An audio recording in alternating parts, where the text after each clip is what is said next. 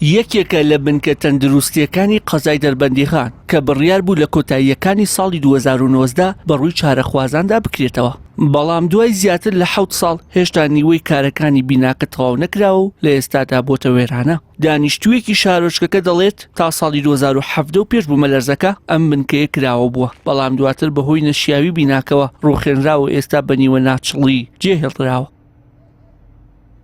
بەساوە تا وێرانان کرۆجیان هێشتۆ کەس لێ ناپرسێتەوە.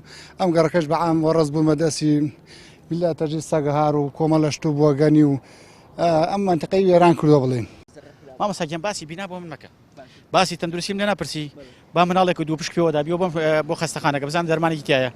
ئەم شارە ئەتوانم ئەگەر بە ڕاشکاوی قسە بکەم ئەتوانم بڵێم ئای بە ئینسان بڵێ خاوەنی نییە، تێگەی ئای بە بڵێ خاوەنی نییە، لەبەر هەموو کەسێک خاوەنی عایلەی خۆ خێزان، بەڵام شارێکی پشتگوێ خراوە، شارێکی فەرامۆشکراوە، تێگەی ئەو بینا ئیتر کە قەیرانی دارایی ڕوویدای تەواو نەکرا.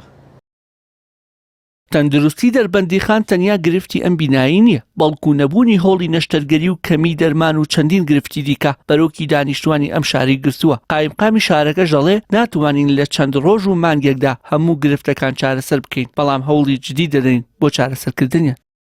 ومێدمان وایە لە داهاتوویەکی نزیکە هیمەت ئەکرێ لە نێوان وەزارەتی دارایی و پارێزگای سلێمانیە ماوەتەوە بۆی کە ئەم ساڵش دووبارە ئەعلانی بۆ بکرێتەوە.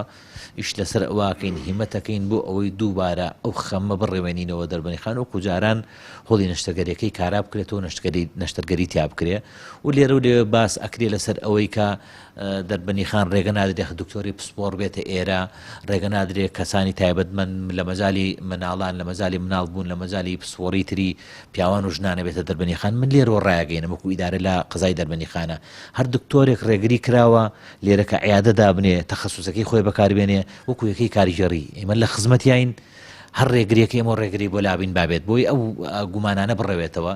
نەبوون و کەمی پزیشکی پسپۆری شێکێکی دیکەی لە گرفتەکانی کەرتی تەندروستی لە شارۆچکەکە و دەوترێت بەشێک لە پسپۆڕیەکان قۆڕح کراون بۆ چەند پزیشکێکی تایبەت. ئیداری شار لەسەر ئەم گلەیانەی خەڵک بە پەیامی ڕاگەیاند، پێشتر گلەی هاوشێوەمان پێگەیشتووە و هەر کەس بەڵگەی هەیە با پێشکەشی قایمقامێتی بکات. وشیار محەممەد، کەناڵی ئاسمانی پەیام، دەربەندیخان،